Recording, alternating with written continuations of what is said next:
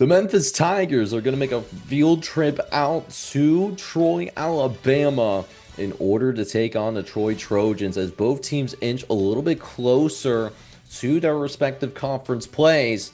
Right now, we have a game that could feature a very high octane offense in the Memphis Tigers. We've seen them, graduate several of their pass catchers, and of course, Seth Hannigan, who was the starting quarterback for Memphis the last 4 years.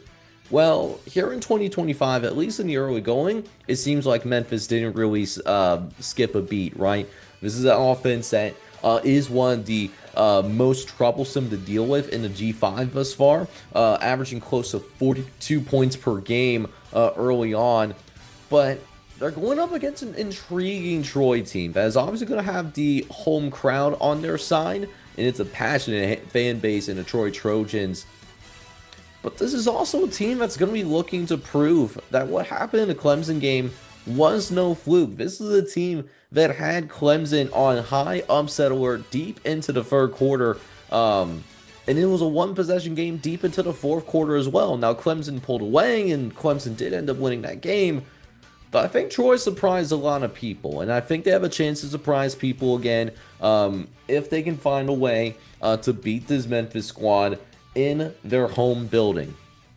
Now, again, that is going to be a tough one because Memphis is going to have that extremely tough offense that they're going to have to deal with, led by their quarterback, Brandon Lewis, who has been efficient thus far as a dual threat quarterback, stepping in for Seth Hannigan, throwing for almost 400 passing yards, plus chipping in another 150 on the ground, multiple touchdowns. Only has turned the ball over one time, too. He's done a very good job of taking care of the ball.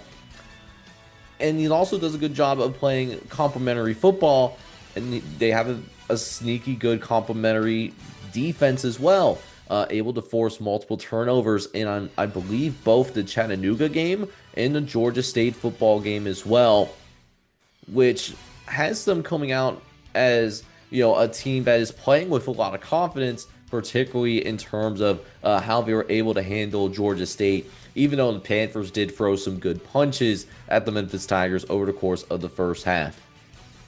But if Troy's going to actually want to pull this off, they're able to get into the position where you get into the upset alert. But we're talking about actually pulling this upset off. They're going to have to perform better on third downs in particular. Early on, it has been one of the worst third down defenses in the country, as they're allowing conversions almost 40% of the time, which is certainly not ideal. But even worse, this is a team that has been in the bottom 10 in major college football in terms of penalty yardage. In fact, I believe they're second to last, which would make them 135th in the country right now. So let's go ahead real quick. Let's pull up the model. Let's see what the model has in terms of this Memphis and Troy matchup. And I'm recording this on a Sunday night. So as of Sunday night, this is what the model is telling us. So Memphis on FanDuel right now is a 6.5 point favorite. The model is slightly higher on the Memphis Tigers than the betting markets are right now. They have Memphis -8. I genuinely want to believe in Troy. I want to believe in Troy, particularly in what they accomplished in the Clemson game.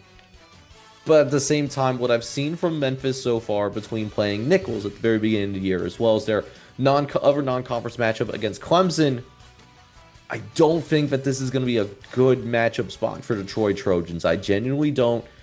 Memphis, and we talked about Troy defensively on third down. On the opposite end, the Tigers have done a very good job converting on third downs thus far. They are over 50% on the year so far. I think they're at like 52.5. So they've done a very good job of converting third downs themselves. Plus, in terms of that penalty yardage, that's a little bit of a major flaw for the Troy Trojans right now.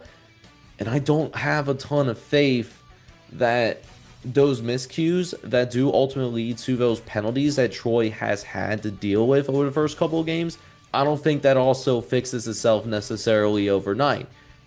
I do think that this is going to be an incredibly entertaining noon matchup, and I'm really looking forward to watching this game play out on the College Football Redzone live stream that we have every Saturday.